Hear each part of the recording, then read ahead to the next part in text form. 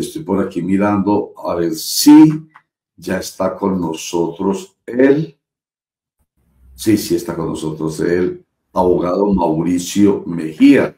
Conversando ayer con él antes de invitarlo con usted, Mauricio, bienvenido a Clickracia, el poder de la información, un clic, la democracia y la información, formación para la democracia. Le decía, Mauricio, le va a tocar a usted cobrar por ventanilla, porque en el análisis que hizo usted en días anteriores, cuando se tomó la decisión en primera instancia por parte de la jueza 44 penal del circuito con funciones de conocimiento de Bogotá, Sandra Liliana Heredia, usted hacía muchas claridades, explicaba muchos aspectos de tipo objetivo y subjetivo, y uno de ellos, los objetivos, tenían que ver con las interceptaciones. Bueno, la oportunidad de que cobre por ventanilla, Mauricio Mejía Urrea, bienvenido. Hola Roger, un saludo especial para usted, para todos los compañeros allá de la mesa de trabajo y para todas las personas que siguen este medio de comunicación. Muy buenos días. Buenos días. Cuéntanos, pues, entonces, su análisis, todo muy juicioso, por supuesto, muy atento. No fueron 8 horas, 10 horas, esto se resolvió más rápido de lo que esperábamos. Pero entonces estuvo muy atento y nos puede dar desde su conocimiento, su experticia y su experiencia los conceptos a propósito de esta decisión tomada por el Tribunal Superior de Bogotá.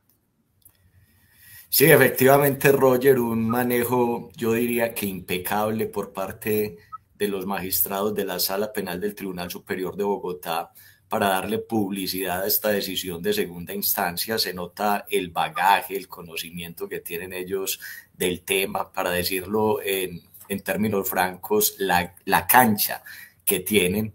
Es una decisión también muy extensa, de algo más de 700 páginas en lo que es la decisión sin el salvamento de voto.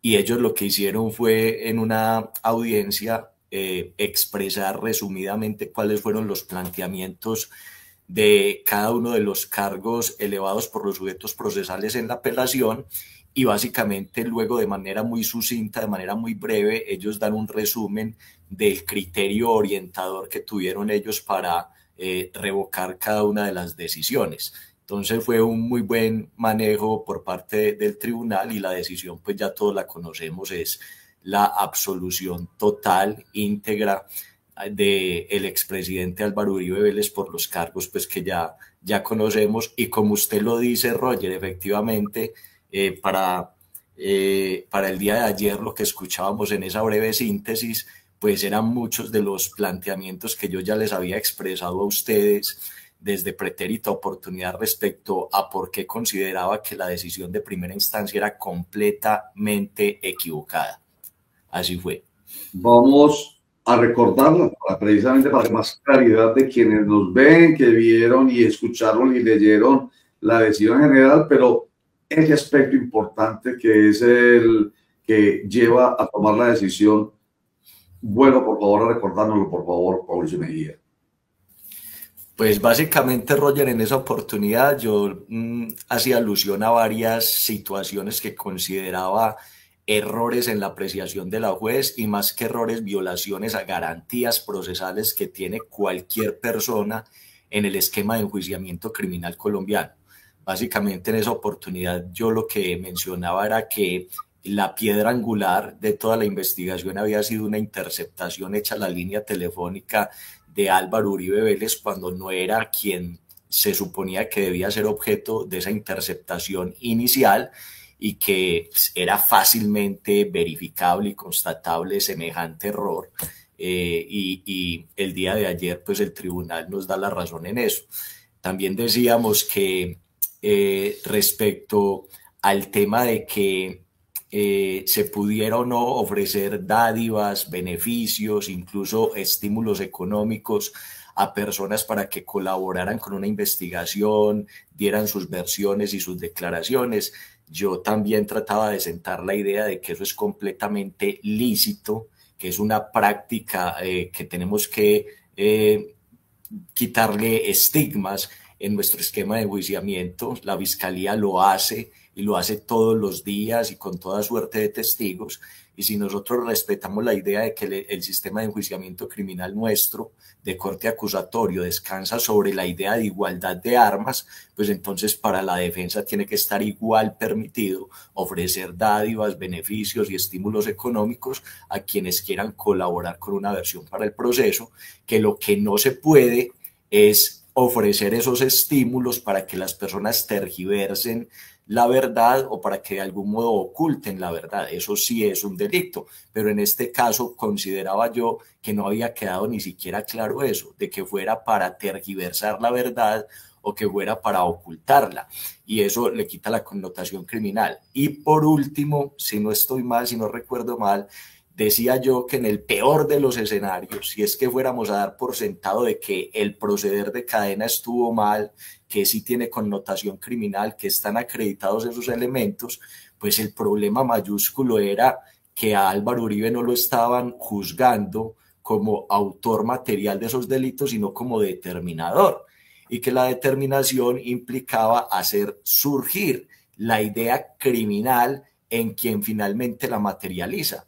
Y yo decía, hombre, yo hice un seguimiento riguroso del proceso hasta donde mis ocupaciones me lo permitieron, y yo no vi una sola prueba que indicara que Álvaro Uribe Vélez había hecho surgir esa idea en el abogado Cadena, que simplemente era una visión prejuiciosa de la juez, que incluso tenía mucho que ver con criterios subjetivos de carácter de Álvaro Uribe Vélez por su posición gerencial en todas sus actividades ordinarias, lo cual es completamente absurdo y descabellado que a uno lo vayan a condenar bajo semejante criterio tan prejuicioso. Y respecto a esos tópicos también ayer el tribunal nos dio pues la razón, o mejor dicho, el criterio del tribunal es similar en ese sentido al que nosotros habíamos expuesto. Y en algún momento también hablé yo de la posibilidad de no tener en cuenta la grabación de este reloj expía, porque de alguna manera se había evidenciado que había sido modificado, alterado, que no estaba íntegro para la valoración probatoria. Y si bien no fue mucho el énfasis que hizo el tribunal el día de ayer sobre ese tópico, básicamente sí, aunque falta leer con juicios a 700 páginas, pero en el resumen de ayer lo que deja entrever el tribunal es que efectivamente la valoración que hace la juez de ese elemento es sesgado, porque le da mucho crédito cuando a otros elementos aportados por la defensa, que también pues existía como cierta duda respecto de su integridad, sí le cobró con toda fortaleza la idea de que se hubiera alterado o modificado en alguna parte. Entonces, básicamente el tribunal dijo, no se tuvo el mismo rasero, probatoriamente hablando, ponderativamente hablando, respecto a las pruebas de la fiscalía, que con las pruebas de la defensa. Y en últimas, entonces, básicamente el tribunal decide absolver de todos los cargos al expresidente Álvaro Uribe Vélez, haciendo, sinceramente se los digo, una fundamentación muy criteriosa, muy bien elaborada desde el punto de vista dogmático de los requisitos y elementos necesarios para acreditar una determinación, que es el objeto de este proceso, la determinación, y desde el punto de vista probatorio para darlos por acreditados o no. Muy buena la decisión, considero yo. Doctor Mauricio, buen día, cordial saludo. Una pregunta sencilla. ¿Primaron los tecnicismos en esta decisión?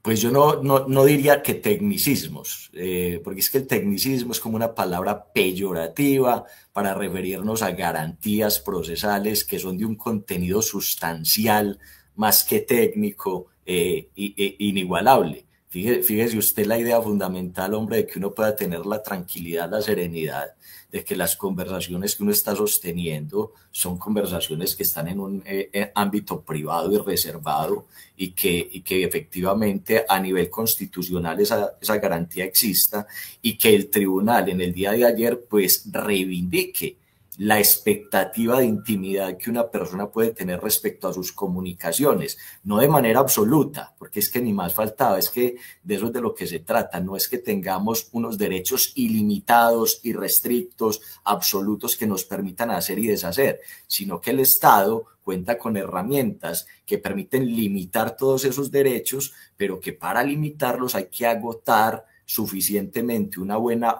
fundamentación, argumentación y un trámite previo que de alguna manera justifique la limitación de esas garantías. Entonces yo no me encausaría tanto por el tema de tecnicismos, sino más bien porque se le dio primacía a la idea de que tenemos unas garantías mínimas, que son las que legalizan, legitiman mejor el procedimiento de enjuiciamiento y que en este caso no se respetaron cuando era, se lo voy a decir con toda franqueza, cuando era perfectamente posible garantizarlas, hacer las cosas correctamente por el conducto regular, y no se hizo. Cuando lo escuchamos, Mauricio Mejía Urrea, pues exactamente lo que usted nos recordó ahorita fue lo que habló y nos dijo usted en análisis anteriores. Y en ese momento como hoy, por lo menos a mí, me da esa sensación de satisfacción relacionada con esa expresión que usted utiliza de garantías, que son las que debe tener cualquier colombiano, que no se trate solamente por ser el expresidente Álvaro Uribe Vélez con todo el poder que tiene, sino el colombiano de a pie. Se supone que así debe ser, se supone que así funciona. En todo caso, eso del proceso penal es lo que a mí me da cierta satisfacción. En un proceso, para que usted nos ayude a entender, se deben tener en cuenta todos los elementos, los objetivos especialmente, los subjetivos no tanto, porque cuando usted habla, por ejemplo, del tema del carácter de Álvaro Uribe Vélez, que uno sí se lo imagina dando órdenes y determinando, entre comillas, para efectos de lo que pensaba la jueza Sandra Liliana Heredia, que ella decía, es que sí, es un determinador per se, permítame que lo diga de esa manera, por ser el carácter de él, pero eso es una apreciación de tipo subjetivo, que no se debe tener en cuenta en un proceso. Entonces, todo lo objetivo, todo lo que permita, como en este caso, garantizar que la justicia llegue de manera ecuánime, con base, vuelvo y digo, en esos elementos que se tienen en cuenta procesalmente hablando, eso realmente se manifiesta en casi todos los jueces, los tienen en cuenta todos los jueces en la justicia en general. Mejor dicho, es garantía para todos los colombianos. Roger, yo diría que sí. Realmente cuando uno va a ver la práctica judicial de manera mayoritaria, lo que nosotros tenemos es una gran cantidad de jueces muy bien capacitados, con una muy buena instrucción, con un muy buen sentido del deber ser de sus funciones, y bajo esa expectativa, lo que uno nota es que ellos tienen claro que para endilgar, enrostrar, responsabilizar a alguien de la comisión de una conducta delictiva, debe quedar todos esos elementos típicos del delito, tanto objetivos como subjetivos, plenamente acreditados. Esa es la regla general. Obviamente habrá excepciones, hay equivocaciones, somos seres humanos, en algunas oportunidades pues divagamos en conceptos que no tendríamos por qué tener en cuenta en algunas causas, pero la regla general, si por eso es por lo que usted me está preguntando, si es que los jueces tienen completamente interiorizado ese concepto. Por eso es que la decisión de primera instancia, y yo ahí sí lo digo con toda franqueza, yo estoy notando a los abogados muy diplomáticos con la decisión de primera instancia después de escuchar la de segunda instancia. A mí me parece que hoy, más que antes, queda absolutamente claro que la decisión de primera instancia fue completamente desatinada, o sea, completamente absurda, siguiendo esos criterios tan juiciosos que por regla general tienen los jueces, y por eso para nosotros los abogados penalistas en ese momento fue una decisión casi que escandalosa. La gente pensaba que es que las críticas, que las censuras de los abogados penalistas obedecían es como a de algún modo a un aprecio irrestricto con la figura de quien era procesado, y no tiene nada que ver con eso, sino que era escandalosa justamente porque no se respetaban esos criterios que normalmente conceptúan o tienen en cuenta los jueces. Por eso es que la decisión del día de ayer, se lo digo, Roger, refresca el espíritu de los abogados penalistas pura sangre, porque nosotros en últimas lo que somos es defensores de derechos humanos.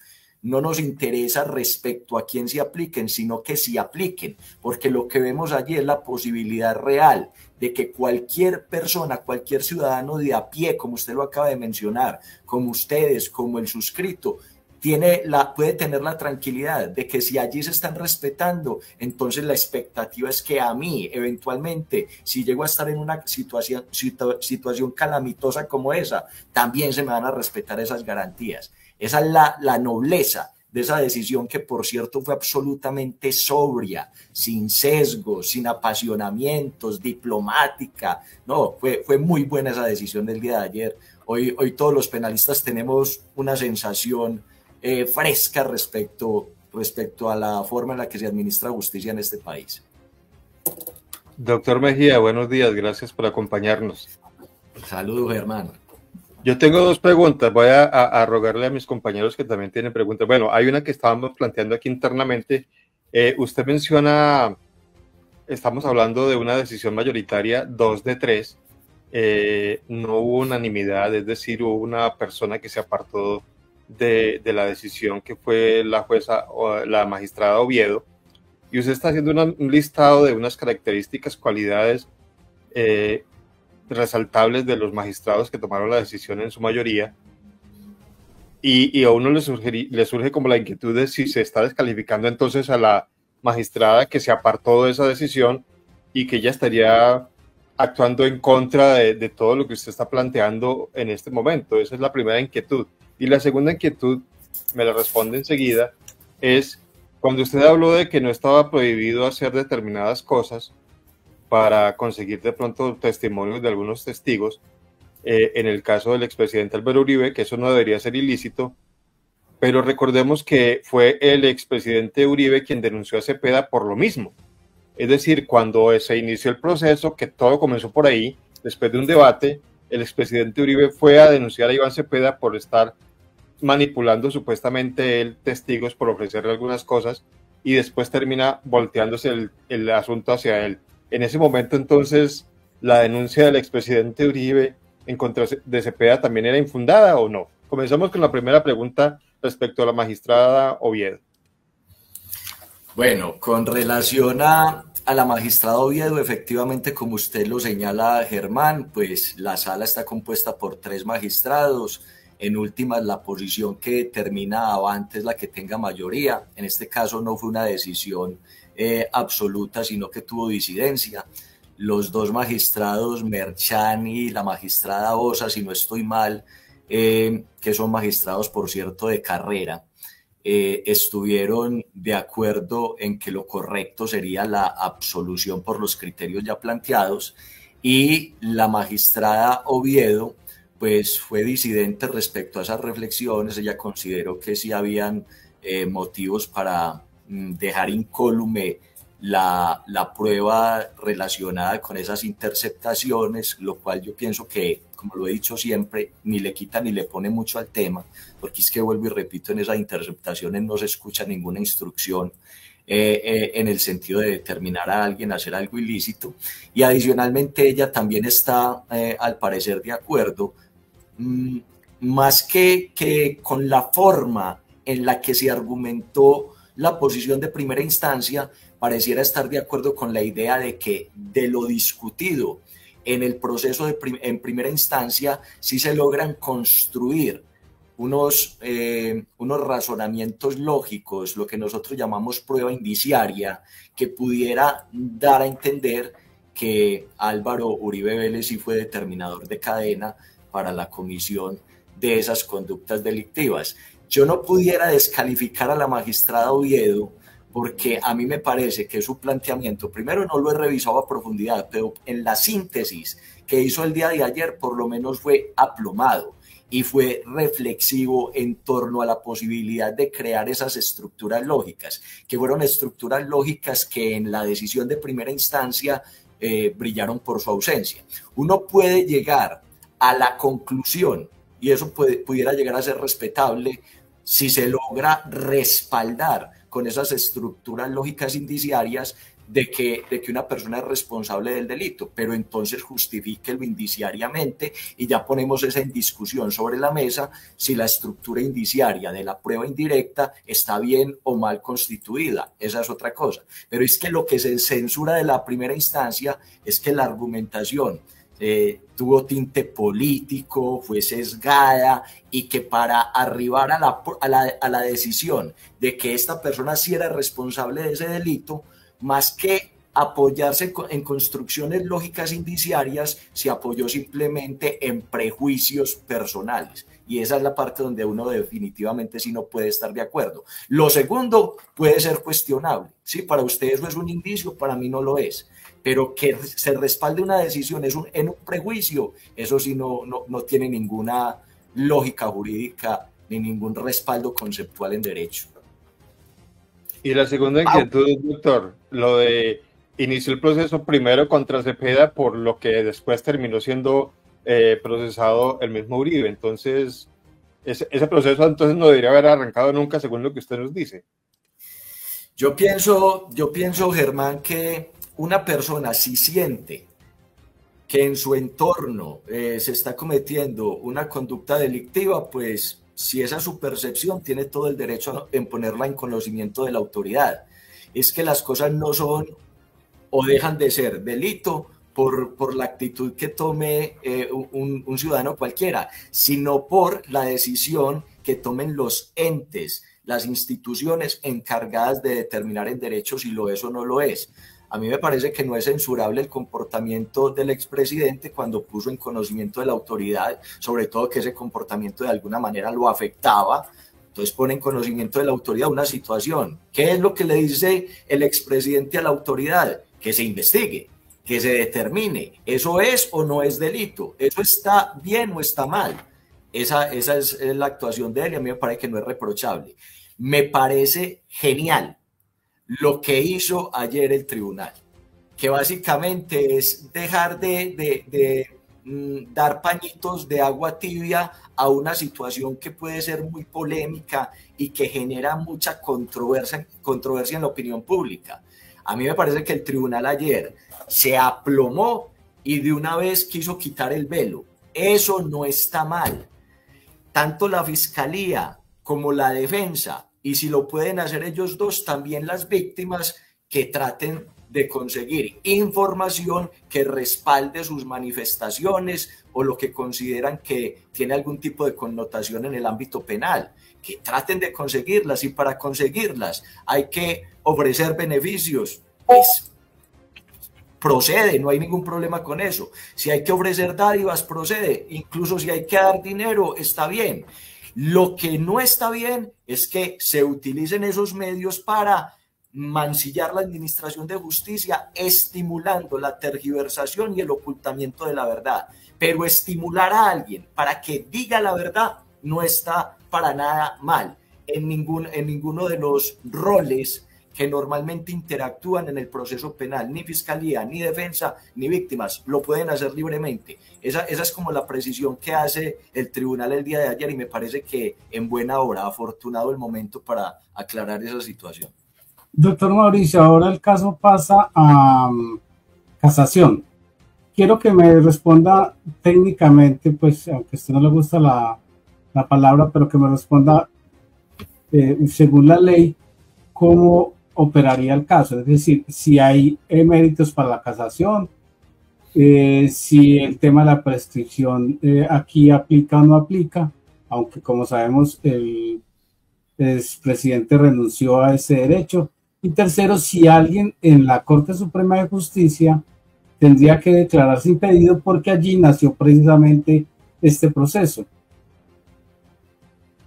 Bueno, voy a tratar de empezar diciendo que la prescripción ordinaria, que es pues la que más angustiaba en el pasado reciente, ya no es algo pues que genere algún tipo de preocupación.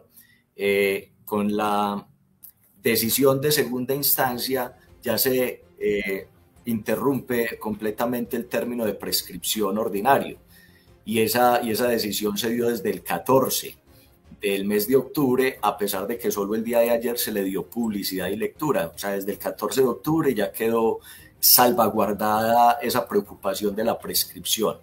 ¿Qué es lo que pasa a continuación? Que empieza a transcurrir un nuevo término. Ese nuevo término es de 5 años, es un término supremamente generoso.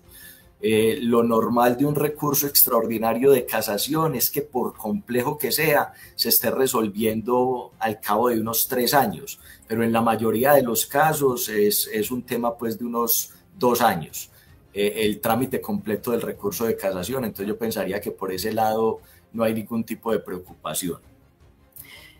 Una vez se escucha la decisión de segunda instancia, empieza a correr un término de 5 días hábiles para que las personas que se sienten inconformes con esa decisión pues manifiesten, expresen la intención de interponer el recurso extraordinario de casación.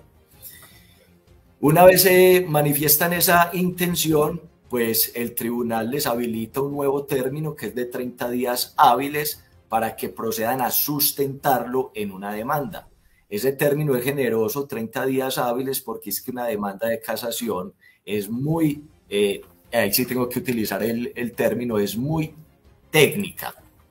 ¿Por qué es muy técnica? Porque básicamente solo existen 3 causales que de algún modo son generales, pero que requieren una muy buena técnica para poder explicar en qué forma lo acontecido en la decisión que es objeto del recurso de casación afecta esa causal establecida en la normatividad procesal. Las causales son violación directa a la ley sustancial. Mire que habría que entender qué es una violación directa a la ley sustancial para poder entender si algo de lo que pasó en el proceso encaja en esa causal. Segunda causal, violación indirecta a la ley sustancial, que ahí también hay que entender que es una violación indirecta para poder relacionar algo de lo acontecido con esa causal, y violación a derechos y garantías fundamentales para poder acceder al recurso de casación. Solo en la medida en que esa demanda de casación logre explicar de manera solvente y suficiente, y esa es la técnica, que una de las situaciones ocurridas en el proceso encaja en lo que demanda una de estas causales, pues entonces la Corte admitirá esa demanda para estudio, y en el estudio es donde, o sea, en otras palabras, en los próximos 6 meses más o menos podrá decidir si admite o no admite la demanda, si cumple con esa carga técnica o no la cumple, y si decide que sí la admite, pues tendrán aproximadamente 1 año y medio, 2 años para dar una decisión. Yo no creo que se demore más, sobre todo por lo que implica este proceso, por las expectativas que hay, por el interés que hay. Entonces ese sería como el devenir a continuación. Ahora, la Sala Penal de la Corte Suprema de Justicia tiene unas responsabilidades muy grandes respecto a los procesos que son de connotación nacional, para aprovecharlos con el ánimo de cerrar fisuras, de aclarar conceptos, de eliminar de pronto criterios equívocos que se vengan desarrollando sobre ciertas instituciones jurídicas.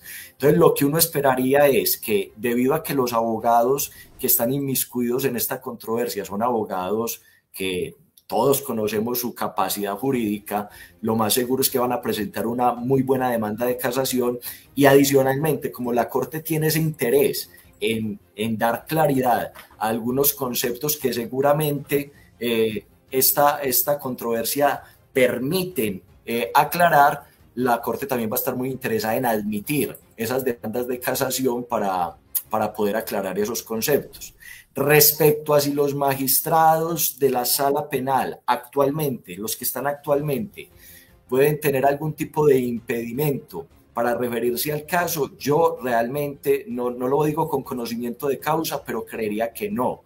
O sea, la Sala Penal que en algún momento tuvo algo que ver con la situación del expresidente Uribe no fue la sala de casación, sino la sala de instrucción. Y respecto a los magistrados que en ese momento componían la sala de instrucción, hasta donde tengo recuerdo, no hay alguno que haya pasado a la sala de casación penal, que es en última la que tendría que resolver el recurso. No sé si esté completamente acertado en el tema, pero creo que ninguno de la sala de instrucción ha pasado a la sala de casación. Y en ese orden de ideas no creería que surjan impedimentos. Y adicionalmente, la sala que componía, los magistrados que componían la sala de casación penal de aquel entonces, en su gran mayoría ya no son los que hoy en día están ocupando esos puestos. La sala se va renovando continuamente. Entonces creería que por ese lado no hay ningún inconveniente y que serán ellos los que tendrán esa legitimidad para resolver en derecho y seguramente con toda objetividad esas demandas de casación que se van a presentar. Entonces, el recurso de casación no es, yo no sé si la expresión sea la precisa, usted lo hará, no lo considerará. No, el recurso de casación no es una garantía obligatoria, como lo es la segunda instancia. En la segunda instancia, sí o sí, había que permitírsela, en este caso, al expresidente Álvaro Uribe Vélez. La casación depende de cómo se le presente, como una tutela. Sencillamente, a pesar de que se tiene todo el derecho a la acción de tutela, pues el juez constitucional toma la decisión de decir no prospera la tutela. Lo mismo te puede pasar ahí en la casación. Si no tiene los elementos suficientes para que se fundamente ese recurso de casación, quizá no vaya. Es completamente correcto, Roger. O sea, no podemos creer que este espacio ya de casación es una tercera instancia. Efectivamente, como usted lo indica, cuando nosotros hablamos de instancia, lo que estamos diciendo es que cualquier persona, bajo cualquier tipo de criterio y consideración, puede agotar esa instancia, una instancia, para que se revise la decisión inicial. El proceso penal consta simplemente de 2 instancias que ya quedaron completamente agotadas, ¿sí? Ahora el panorama que se enmarca es en sede de un recurso extraordinario. Esa connotación de extraordinario lo que nos permite entender es que no es obligatorio, que efectivamente se surta. Seguramente quienes se sienten no identificados con la decisión que se tomó el día de ayer, pues tratarán de que se agote ese espacio del recurso de casación, ¿cierto? Pero la Corte perfectamente, y por eso tiene ese espacio para analizar el contenido de la demanda, mirar si se cumple la técnica de la que acabo de hablar, es decir, determinar si cualquiera de esas situaciones que ocurrió en el proceso puede aplicarse a alguna de estas causales y por qué motivo. Si eso está claramente explicado y soportado, pues entonces ahí sí la Corte acogerá la demanda de casación para su estudio. No es ni siquiera que esté dándole la razón inicialmente, sino que considera que técnicamente se cumplió con esa carga y ahora entonces procedemos al estudio, pero no es una instancia. De hecho, por eso, Roger, es que el 90%, eso es una cifra estadística que a nivel académico nosotros nos encargamos de revisar año por año. Y a nivel académico, la estadística lo que dice es que el 90% de las demandas de casación que se interponen son desestimadas en ese análisis inicial de tecnicismo. Entonces ni siquiera llegan a estudio. Y del 10% que llegan a estudio, la estadística lo que nos dice es que si acaso un 3%, pues un 30% de ese 10%, para que quede claro, son revocadas, son casadas. Entonces la complejidad ya es muy alta, pero en este caso lo que uno esperaría es que seguramente sí se den las condiciones para que se haga ese estudio en la sala de casación penal de la Corte Suprema de Justicia. Doctor Mejía, la pregunta que le voy a hacer de pronto se sale un poquito de sus conocimientos, de su competencia, porque es más el tema electoral. Supongamos un hecho hipotético de que la Corte acoge esa demanda de casación y que se surte todo y que inclusive se estudie todo lo que usted nos está contando. ¿eso afectaría de alguna manera las aspiraciones electorales del expresidente? Efectivamente, como usted lo dice, el campo electoral no es mi medio, pero yo le digo lo siguiente, yo pensaría que mientras que llega todo este proceso electoral, si acaso lo que pudiéramos tener es una decisión que diga que se admite tal vez esa demanda de casación para su estudio. O sea que lo que no vamos a tener una decisión de fondo en el futuro inmediato, por lo menos dentro de ese espacio de tiempo de tanta contingencia y coyuntura electoral que nos espera para el próximo año. No creo que vayamos a tener una decisión de fondo. La decisión de fondo yo la esperaría, siendo muy optimista, la esperaría para dentro de 2 o 3 años. En ese orden de ideas, como lo único que tendríamos es una decisión que a lo sumo dirá que se admite para estudio, no tendría ningún tipo de limitación o relevancia en el plano electoral. Eso sí, de pronto sí despertaría pasiones de un lado o del otro que podrían impulsar políticamente a alguno de los actores pues, políticos, pero que limite per se una aspiración de ninguna manera. En este momento Álvaro Uribe puede aspirar libre, más libre que ayer, a cualquier tipo de aspiración que tenga. Claro. Retomo entonces la no obligatoriedad del recurso extraordinario de casación. De ahí entonces, que yo no lo pude entender en su momento, que Iván Cepeda haya hablado de, primero, recurrir a la casación y saltó inmediatamente, dice él textualmente, al sistema interamericano de derechos humanos. Entonces es pensando en eso, en que de pronto se le pueda desestimar y es posible entonces que allá afuera, estoy hablando del sistema interamericano de derechos humanos, como dice él, sí pueda tener entonces oídos a la queja de las víctimas. Pues, Roger, yo realmente no creo, porque el sistema interamericano, pues si bien tiene competencias en algunos temas, esas competencias casi siempre, por no decir que siempre, están condicionadas es a que dentro de el ordenamiento jurídico interno, soberano de cada país, pues sea evidente que se desatendió la situación, que hubo una denegación de la administración de justicia. Y con todo respeto, Roger, pues eso no es lo que yo veo acá. Yo incluso el día de ayer, pues con un estudiante que uno respeta las posiciones, me increpaba diciéndome, mire, esto es un evidente signo de impunidad.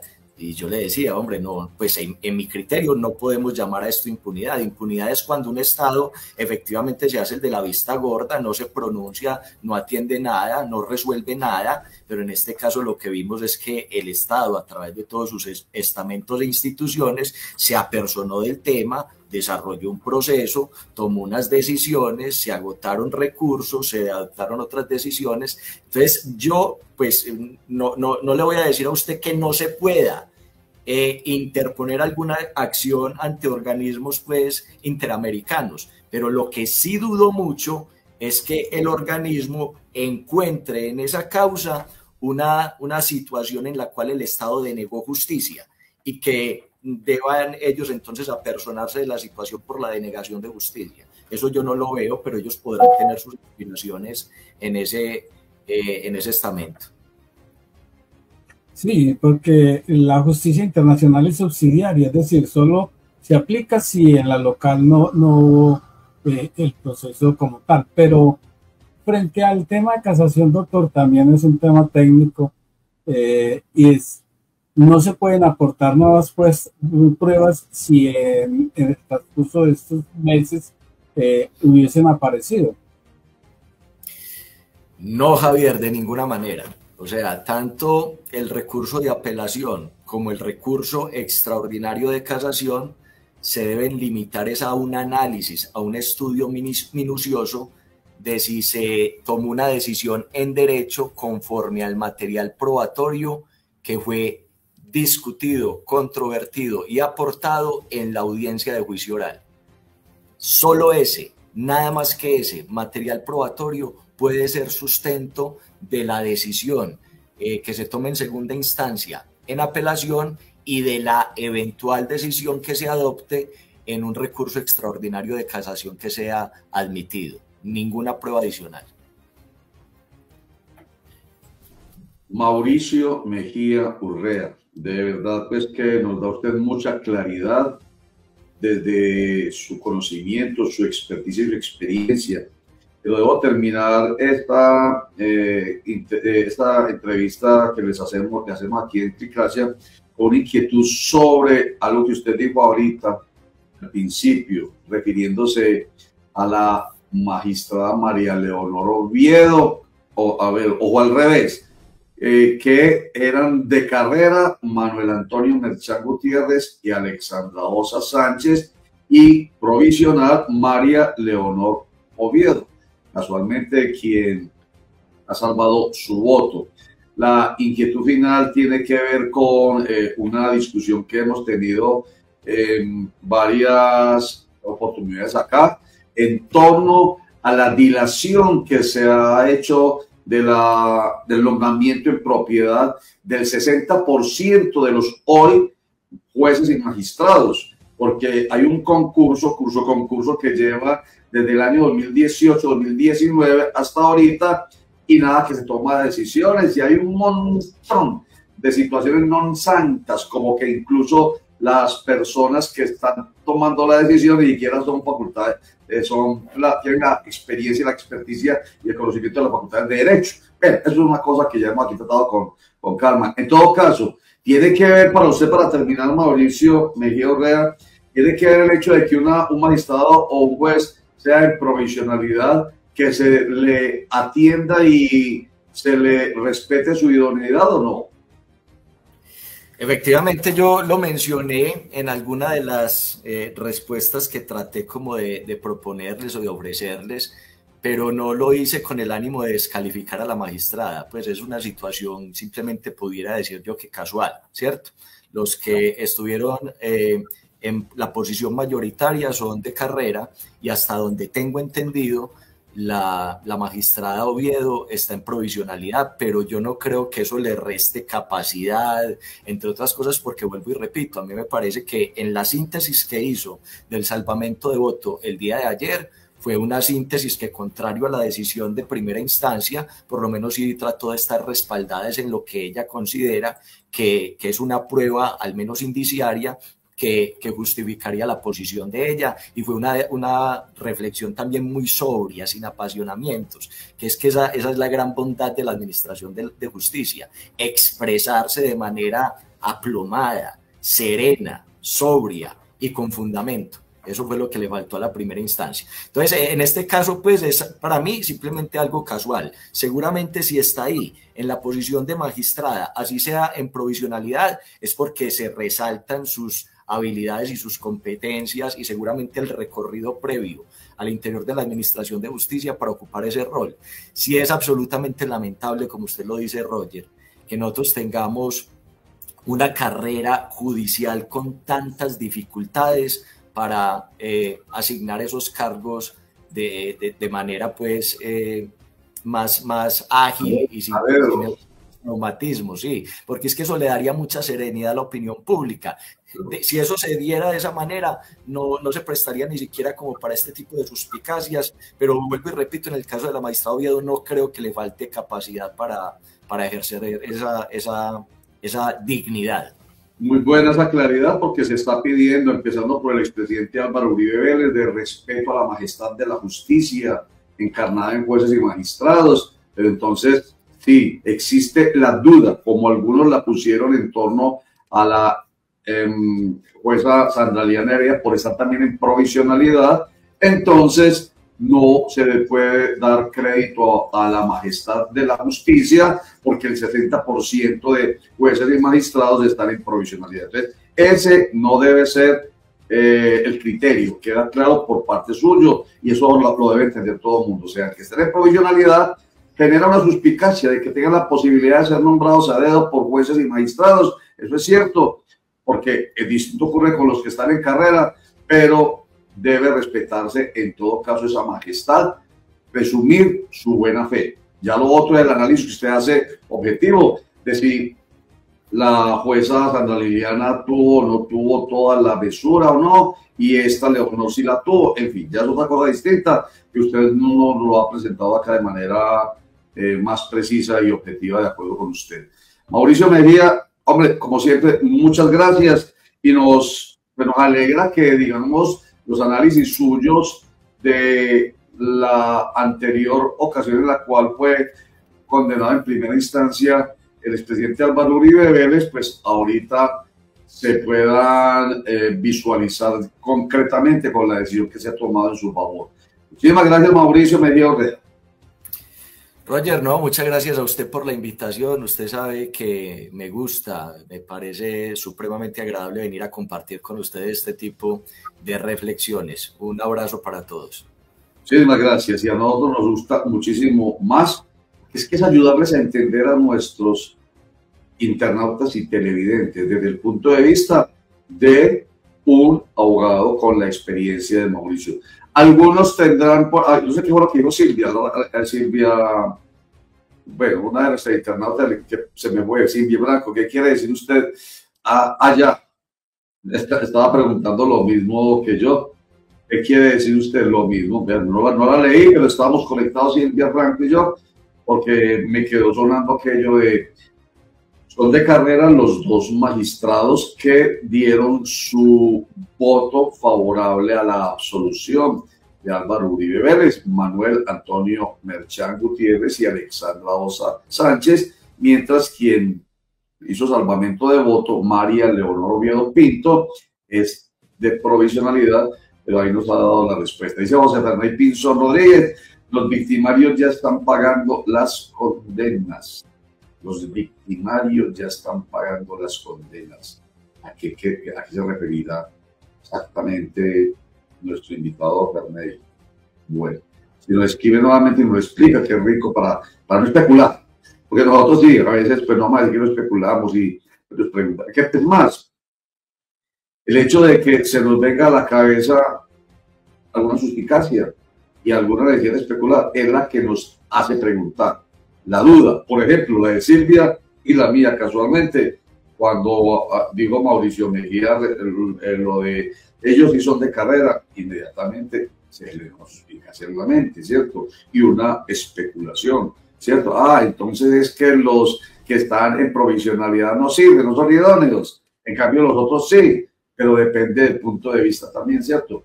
Porque imagínense ustedes donde hubiera sido la decisión adversa al expresidente Álvaro Uribe Vélez. En fin, Germán, comentario. Usted acaba de decir algo que es importante, es en esas, digamos que reflexiones hipotéticas que uno hace, que tal que hubiera sido al contrario, que cómo se hubiera calificado la decisión de los magistrados, si hubieran decidido, por ejemplo, 2, que se confirmaba la condena contra el expresidente. No sé cómo se estaría hablando de ellos en este momento, qué se estaría diciendo, si son de carrera, si son idóneos, si son calmados, moderados, con gran conocimiento, con gran tecnicismo, etcétera, etcétera. Nos imaginamos, y eso ya es especulación mía, nos imaginamos que los hubieran descalificado. Eso es lo que yo supongo, sin tener, es mera especulación, por supuesto. Sí, señor.